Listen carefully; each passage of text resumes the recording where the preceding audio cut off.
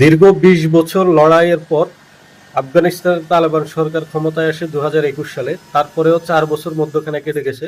কিন্তু হঠাৎ কেন এসে রাশিয়া প্রথম দেশ হিসেবে তালেবানকে স্বীকৃতি দিল? এই বিষয়টা নিয়ে বিস্তারিত একটু আলোচনা করা যাক। এই বিষয়গুলো বলার আগে আমরা রাশিয়ার বর্তমান প্রেসিডেন্ট পুতিন এবং পুতিনের যে ইসলামিক দৃষ্টিভঙ্গি বা ইসলামিক দেশগুলোর উপর তার যে দৃষ্টিভঙ্গি সেই বিষয়টা নিয়ে একটু আলোচনা করা যাক। যখন বিশ্বব্যাপী পবিত্র কোরআনে আগুন দেওয়ার প্রতিযোগিতা চলে ইউরোপ জুড়ে, তখন রাশিয়াতে হচ্ছে একজন সাংবাদিক পুতিনকে এই বিষয়গুলো নিয়ে প্রশ্ন করে। তখন সে আসলে হেসে হেসে বলে যে আহ, আমাদের দেশে রাশিয়াতে সবচেয়ে দ্রুত গতিতে ইসলামটা হচ্ছে ছড়াচ্ছে, মানে ইসলাম ছড়িয়ে যাচ্ছে। এতে সে চিন্তিত হলেও সে আবার বলে যে আমি এতে চিন্তিত হলেও আমি আনন্দিত, কারণ মুসলিমরা হচ্ছে তার দেশে বিভিন্ন মুসলিম সংগঠন এবং মুসলিমরা তার দেশের বিভিন্ন কার্যক্রমগুলোতে সক্রিয়ভাবে অংশগ্রহণ করতেছে। তো আপনারা যেটা জানেন যে এই চেচেন যে চেচনিয়া যে রাজ্যটা অঙ্গরাজ্যের স্বায়ত্তশাসিত, এই চেচনিয়ার যোদ্ধারা হচ্ছে এই ইউক্রেনের বিরুদ্ধে হচ্ছে রাশিয়ার হয়ে লড়াই করতেছে। তো এটা সবাই কম বেশি জানেন। এরপরে হচ্ছে যখন ইরানে আক্রমণ হয় ইসরায়েল আমেরিকা মিলে, তখন আমেরিকা যখন ট্রাম্প যখন বলে যে খোমেনিকে হত্যার জন্য টুইট করে, তখন এই টুইট নিয়ে হচ্ছে পুতিনকে প্রশ্ন করা হয় যে খোমেনিকে হত্যা করলে বা ইরান রাশিয়ার প্রতিক্রিয়া কি হবে। Если завтра Израиль с помощью США или без помощи США просто убивает Хаминей, какая будет ваша реакция и реакция России? Я надеюсь, что это будет самым правильным ответом на ваш вопрос. Я даже обсуждать такой возможности не желаю. Мы одновременно, откровенно это обсуждают. Господин Трамп, господин Нетаньяху. Я все это обсуждать этого не хочу.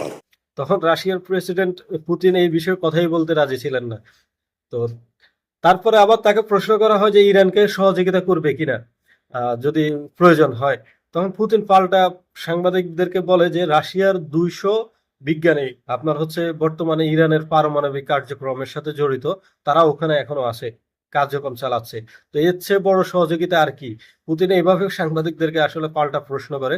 এছাড়াও রাশিয়া ইরানের মধ্যে সামরিক চুক্তি আছে, যেটা সৈন্য থেকে অস্ত্র সব ধরনের বড় ধরনের সংঘাত হলে একে অপরকে এই ধরনের চুক্তির মধ্যে তারা আটকে রেখেছে। তো এটা তো গেল হচ্ছে যে পুতিনের যে দৃষ্টিভঙ্গিটা। এবার যদি আমরা আফগানিস্তানের দিকে আসি, আপনি দেখেন রাশিয়া পুরোপুরি কোণঠাসা হয়ে গেছে। আপনার রাশিয়া এত বড় দেশ, সামরিক শক্তিধর দেশ হওয়ার পরেও পশ্চিমারা মিলে তাকে কোণঠাসা করে ফেলছে ইউক্রেন যুদ্ধ দিয়ে। তো সে আসলে এমন একটা শক্তি চাচ্ছে যেটা হচ্ছে একেবারে পশ্চিমা বিরোধী, মানে যে শক্তিটা হবে পশ্চিমা বিরোধী, আহ, যার জন্যই মূলত সে ইরানের উপরে এতটা নির্ভর করে আছে এবং কি হচ্ছে বর্তমানে আফগানিস্তানের দিকেও সে ঝুঁকেছে, যার জন্য সবার আগে সে আফগানিস্তানকে স্বীকৃতি দিয়ে দিয়েছে এবং আফগানিস্তানের সাথে সকল ধরনের সম্পর্ক স্বাভাবিক করে আপনার হচ্ছে সামনের দিকগুলোতে আগাচ্ছে। তো আপনি ধরেন ইরান পারমাণবিক শক্তিধর হয়ে গেলে এর পরবর্তী টার্গেট কিন্তু আফগানিস্তানও পারমাণবিক শক্তিধর হওয়ার পথে আগাবে। আপনি দেখবেন আস্তে ধীরে এই যে এখন তারা স্বীকৃতি দিয়েছে বাণিজ্যিক চুক্তিগুলা বাড়াবে, তারপরে সামরিক চুক্তি, এর মাঝে হচ্ছে দেখবেন যে পারমাণবিক চুল্লি, তারপরে পারমাণবিক বিদ্যুৎ কেন্দ্র, এইভাবে আস্তে আস্তে পারমাণবিকের দিকে ঝুঁকতে ঝুঁকতে এক সময় পারমাণবিক শক্তির মধ্যে চলে আসবে।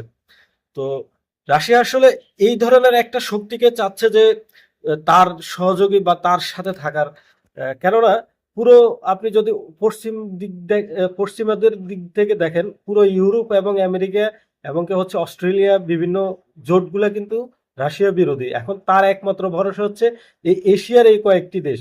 এখন এশিয়ার অনেকগুলা দেশ আছে, আপনি পাকিস্তান বলতে পারেন বা হচ্ছে কি আপনার ওই যে অন্যান্য আরব মধ্যপ্রাচ্যের যে আরব দেশগুলো আছেন। এখন মধ্যপ্রাচ্যের আরব দেশগুলা কিন্তু আগে থেকেই আমেরিকার তালুবন্দি, ইসরায়েলের তালুবন্দি। আবার যদি আপনি পাকিস্তানের দিকে দেখেন, পাকিস্তান উপরে হুমকি ধামকি দিলেও আসলে পাকিস্তান সেনাবাহিনীর বেশিরভাগই হচ্ছে আপনার আমেরিকান মদতপুষ্ট। তো এই হচ্ছে পাকিস্তানের বর্তমানে ওই ক্ষেত্রে আবার হচ্ছে আফগানিস্তান পুরোপুরি আপনার মার্কিন বিরোধী, পশ্চিমা বিরোধী। তারা দীর্ঘ ২০ বছর ধরে এই মার্কিন সাম্রাজ্যের বিরুদ্ধে লড়াই করে এই পর্যন্ত এসে তারা এখন দেশ পরিচালনা করতেছে। তো পুতিন আসলে ভালো করেই বুঝে যে এই দেশ কখনো ওদের গোলামিতে পরিণত হওয়ার মতো না, যার জন্য এই দেশগুলোকে সে সামরিক দিক থেকে আপনার শক্তিশালী করার জন্য উদ্যোগ নিয়েছে। যদিও এটা আরো আগেই নেওয়া দরকার ছিল, তাহলে আর রাশিয়াকে এভাবে কোণঠাসা হয়ে যেতে হতো না, যেমনটা উত্তর কোরিয়াকে করেছে তারা। তো ইরানকেও হয়তো ওই কারণেই ইরানের সাথে তাদের সম্পর্কটা এত গভীর, কারণ ইরানও কখনো পশ্চিমাদের আন্ডারে যাবে এরকম কোনো নিশ্চয়তা নেই। ইরানও সবসময় পশ্চিমা বিরোধী একটা শক্তি। তো যার জন্যই মূলত রাশিয়া এখন এই দেশগুলোর উপরে নির্ভর করে আছে, মানে এই দেশগুলোকে বিশ্বাস করে সে তার এই এই অঞ্চলের মধ্যপ্রাচ্য অঞ্চলে তার শক্তিটা সাজাচ্ছে। এখন অনেকে বলবেন সিরিয়া বা আফ্রিকাতে তাহলে আপনার হচ্ছে গিয়ে পুতিন কেন ইয়ে করতেছে। আফ্রিকা দেখেন, আফ্রিকা বিনিয়োগ বা আফ্রিকাতে আপনার বিনিয়োগ করতেছে, ইয়ে করতেছে, কিন্তু আফ্রিকান ওইরকম শক্তি নাই যেটা হচ্ছে পুতিনকে শেল্টার দিবে বা এই অঞ্চলে আমেরিকার বিরুদ্ধে দাঁড়াবে, ওইরকম কোনো শক্তি নাই। আফ্রিকার বেশিরভাগ দেশই হচ্ছে আপনার দরিদ্র সীমার নিচে। তো এইসব দেশ দিয়ে আসলে আপনি ওই যে এইসব দেশ উঠাতে আপনার অনেক সময়ের ব্যাপার, এবং কি হচ্ছে এগুলা এদের মধ্যে হচ্ছে বিভিন্ন গ্রুপ গ্রুপ হচ্ছে বিভক্ত। আহ, এখন সিরিয়ার যে বিষয়টা, অনেকে বলবেন সিরিয়াতে তাহলে পুতিন কিভাবে আপনার মুসলিমদের উপরে বোমা মেরছে। সিরিয়া আসলে একটা গৃহযুদ্ধ হয়েছে, এখানে আপনার পশ্চিমা পশ্চিমাদের পক্ষের শক্তি আবার পশ্চিমাদের বিপক্ষের শক্তি, দুইটা শক্তি ছিল মূলত। তো এই দুইটা শক্তি হচ্ছে নিজেরা নিজেদের মধ্যে যুদ্ধ করছে। এখন দুই শক্তির মধ্যেই মুসলিম ছিল, আবার দুই শক্তির মধ্যে হচ্ছে আপনার এই খ্রিস্টান ছিল, ইহুদি ছিল।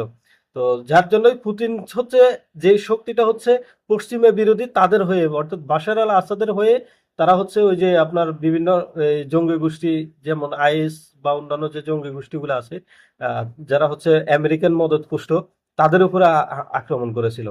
তো ওই জায়গার হিসাবটা হচ্ছে এরকম। আর এখন বর্তমান হিসাবটা যদি দেখেন, সে কিন্তু এই সাইডটা মোটামুটি কাভার করে গোলায় নিচ্ছে, যে এই দেশগুলোকে সে যত দ্রুত সম্ভব চেষ্টা করতেছে যে এগুলাকে কিভাবে আপনার স্বয়ং সম্পূর্ণ এবং কি সামরিক দিক থেকে শক্তিশালী করা যায়।